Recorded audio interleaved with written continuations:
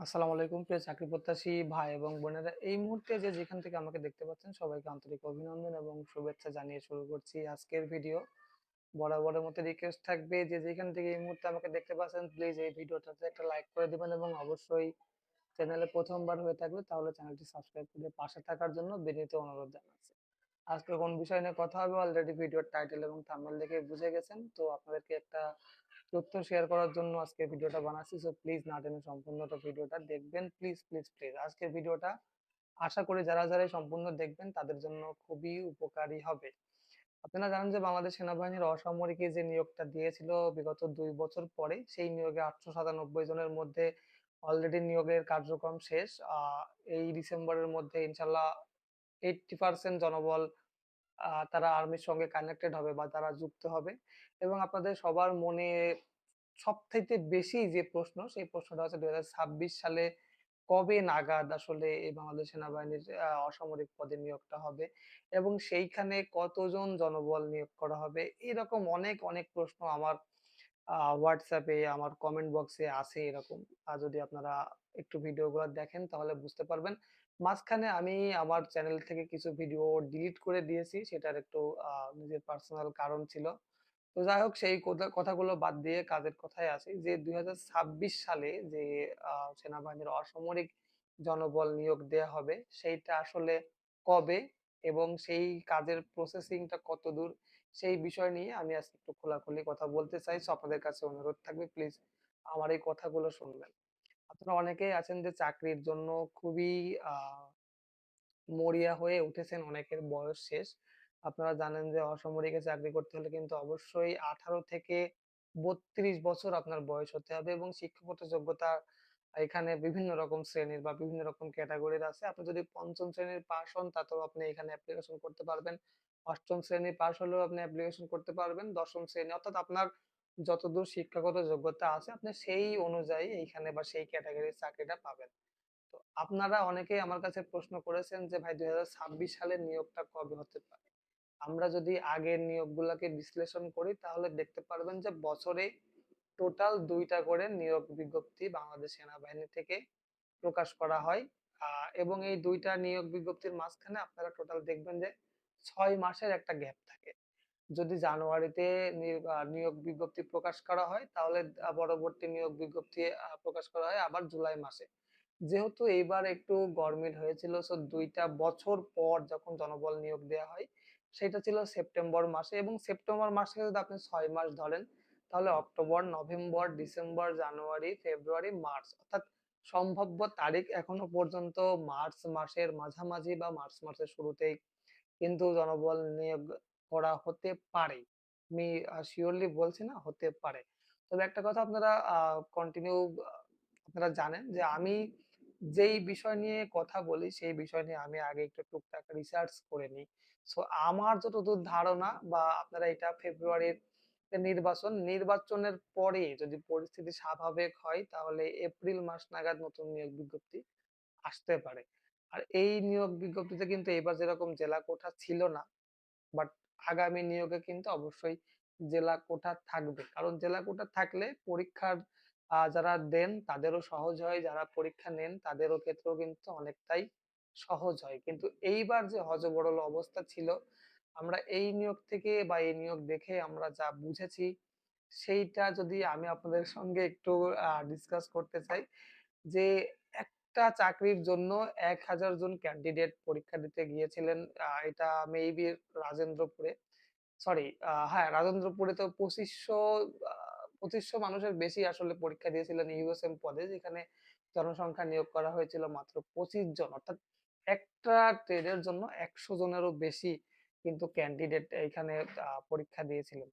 তো এই যে একটা হযবরল অবস্থা, এত মানুষের একসঙ্গে পরীক্ষা নেয়া, তাদেরকে আ আ কি বলে যে প্র্যাকটিক্যাল নেয়া, লিখিত পরীক্ষা নেয়া, ভাইভা নেয়া, এটা আসলে কর্তৃপক্ষের কাছে, যদিও নিয়োগে আপনারা অনেকেই জানেন যে অদৃশ্য শক্তির অনেকটাই প্রভাব প্রথমত ছিল, বাট পরবর্তীতে কিন্তু এই প্রভাবটা আস্তে আস্তে কমে যায়। অর্থাৎ তখন দেখা গিয়েছে আপনার যতটুকু যোগ্যতা আছে বা যদি আপনার যোগ্যতা সাপেক্ষে কিন্তু পরবর্তী নিয়োগে, অর্থাৎ 50% জনবল যখন নিয়োগ করা হয়েছিল তখন থেকে কিন্তু সামহাউ কোনো একটা কারণে এই এই কার্যক্রম শুরু হয় যে আপনার যতটুকু যোগ্যতা আছে অর্থাৎ আপনার যোগ্যতা সাপেক্ষেই কিন্তু এখানে জনবল নিয়োগ করা হয়। যারা কিনা পরীক্ষা দিয়েছিলেন খুলনাতে, যশোরে, তারপরে রাজশাহীতে, নাটোরে, উত্তরবঙ্গের বিভিন্ন বগুড়ায় এই সমস্ত জায়গায় কিন্তু আপনারা জানেন যে পরীক্ষা একদম হার্ডলি 100% আমার মনে হয় যে অনেকের সঙ্গে কথা বলে যতটুকু জানতে পেরেছি যে ওইখানে পরীক্ষা মোটামুটি এদিকের তুলনায় ওদিকে অনেকটাই প্রপার হয়েছে। অর্থাৎ ওইখানে যাদের যতটুকু যোগ্যতা আছে ঠিক ততটুকু যোগ্যতার ভিত্তিতে কিন্তু তাদের পরীক্ষা নেয়া হয় এবং সেই যোগ্য প্রার্থীদেরকেই কিন্তু চাকরি পরবর্তীতে দেয়া হয়। অনেকেই আমার কাছে প্রশ্ন করেছেন যে ভাই পুলিশ ভেরিফিকেশন এর লাস্ট ডেট কবে? আ এই প্রশ্নটা যে করেছেন তাকে আমি কিছু বলতে চাচ্ছি না এবং শুধুমাত্র তাদেরকে অনেকে হয়তোবা জানেন না আপনারা এই সমস্ত চাকরিতে কি, কি ধরনের প্রসেসিং হয়, এই চাকরিগুলা কিরকম। যখন আপনি করবেন, যদি আপনার চাকরি হয়, যখন আপনি এই চাকরিটা করবেন, তখন বুঝতে পারবেন যে এই চাকরির আসলে গুণগত মান কিরকম, এই চাকরির প্রসেসিং গুলা কিরকম। আসলে অনেকের ধারণা নেই তাই জিজ্ঞেস করে। তো আপনাদেরকে একটা কথা বলে রাখি যে পুলিশ ভেরিফিকেশন এর কোনো শেষ তারিখ হয় না। এটা আপনার আপনি যে ইউনিটে পরীক্ষা দিয়েছেন ওই ইউনিট থেকে যখন পুলিশ ভেরিফিকেশন করার জন্য কাগজপত্র আপনার জেলার ডিএসপি অফিসে পাঠাবে বা পুলিশ লাইনে পাঠাবে, সেইখান থেকে পুলিশের থেকে আপনারা গোয়েন্দা সংস্থার যে সেনাবাহিনীর যে গোয়েন্দা সংস্থা আছে ডিজিএফআই, সেই ডিজিএফআই এর লোকজনই কিন্তু আপনার এই পুলিশ ভেরিফিকেশনটা করবে। একজন পুলিশ সদস্য থাকবে সাথে, সেই সঙ্গে একজন গোয়েন্দার লোক। এরা আপনার সমস্ত রকম প্রসেসিং করার পরেই কিন্তু আপনার ইউনিটে পাঠাবে। সো এটার কোনো নির্দিষ্ট তারিখ বা সময় হয় না। এটা যেকোনো মুহূর্তে যখন তখন হতে পারে। তবে যারা পরীক্ষা দিয়েছেন, যাদের চাকরি হয়েছে তারা অলমোস্ট 80% মানুষই ডিসেম্বরের মধ্যেই জয়েন করবেন। ডিসেম্বরের মধ্যে জয়েন করলে কিন্তু একটা আলাদা ফ্যাসিলিটি আছে। আপনারা এর আগের ভিডিওতে আমি বলেছিলাম যে ডিসেম্বরে যদি জয়েন করেন তাহলে জুলাই মাস আসলে কিন্তু আপনি একটা ইনক্রিমেন্ট পাওয়ার যে একটা সম্ভাবনা আছে সেটা কিন্তু অবশ্যই পাবেন। বাট জানুয়ারিতে যদি আপনারা জয়েন করেন তাহলে আপনার একটা ইনক্রিমেন্ট পেতে পুরোপুরি ১.৫ বছর সময় লাগবে।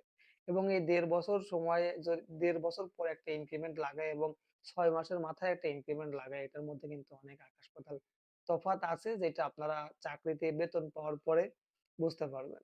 মূল বেতনের কথায় যদি আসি আ যারা কিনা এই ১৬ থেকে ২০ তম গ্রেডের মধ্যে আছেন, আপনারা যেই জায়গায় পরীক্ষা দিয়েছেন, যেই ইউনিটের আন্ডারে পরীক্ষা দিয়েছেন, সেই ইউনিট কোন সিটির আন্ডারে সেই সমস্ত কিছু বিবেচনা করে কিন্তু আপনাদের বেতন দেয়া হবে। সাপোজ আপনার বেতন যদি ৳৮,২৫০ বেসিক হয়ে থাকে, তাহলে সেই ক্ষেত্রে যদি আপনি ঢাকার মধ্যে চাকরি করেন এই বেসিক এর 60% আপনি বাসা ভাড়া পাবেন এবং সেই সঙ্গে সিটি অ্যালাউন্স ঢাকাতে মেবি ৳২৫০০ বা ৳২,০০০ এরকম। আ এবং টিফিন খরচ, যাতায়াত খরচ সবকিছু মিলায়ে অ্যারাউন্ড আপনি ২০ এর কাছাকাছি এরকম একটা অ্যামাউন্ট এর সেলারি ১ম মান্থ থেকেই আপনি পাবেন এবং এর সঙ্গে পরবর্তীতে যখন আপনার ইনক্রিমেন্ট লাগবে আপনার মূল বেতনের অর্থাৎ আপনার বেসিক যদি ৳৮,২৫০ হয়, সেই ৳৮,২৫০ র 5% আপনি ওইখানে আ আপনার মূল বেতনের সঙ্গে আপনার ইনক্রিমেন্ট লাগবে। অর্থাৎ পরবর্তী বছরে আপনি ৮,০০০ যদি ৳৮,২৫০ আপনার বেসিক হয়, সাপোজ যদি আপনার ৳৫০০ সেলারির সঙ্গে বাড়ে, তাহলে ৳৮,৭৫০ র বেসিক হারে আপনি যে টাকা বেতন পান, সেইভাবে আপনাকে বেতন দেয়া হবে। আর আপনি যদি হিলে চাকরি করেন যেমন রাঙামাটি, বান্দরবন, খাগড়াছড়ি, এই ক্ষেত্রে কিন্তু আপনি হিল ভাতা বাবদ আরো ৳৩,০০০ বেশি বেতন পাবেন। সো যারা উত্তরবঙ্গে চাকরি করবেন তাদের থেকে যারা হিলে চাকরি করবেন তাদের বেতনটা একটু বেশি হবে। এটা আমি আপনাদেরকে জানিয়ে রাখলাম। সুবিধা হবে। তারা যখন আপনারা চাকরিতে জয়েন করবেন, সেলারি পাবেন তখন হয়তোবা আমার এই ভিডিওটা আপনাদের কাজে লাগবে। এছাড়াও রেশন ইত্যাদি আরো অনেক সুযোগ সুবিধা তো বাংলাদেশ সেনাবাহিনীর কর্তৃক থেকে আছেই। তো যাই হোক অনেক কথা বলে ফেললাম। এই সমস্ত কথার মধ্যে যদি কোনো ভুল হয়ে থাকে তাহলে অবশ্যই নিজ দুগুণে ক্ষমা করবেন। কালকে আরো একটা ইন্টারেস্টিং ভিডিও আসবে ইনশাআল্লাহ। সেই ভিডিও দেখার আমন্ত্রণ জানিয়ে আমি রাজ আজকের মতো এখানে বিদায় নিচ্ছি। সবাই ভালো থাকবেন, সুস্থ থাকবেন। আল্লাহ হাফেজ।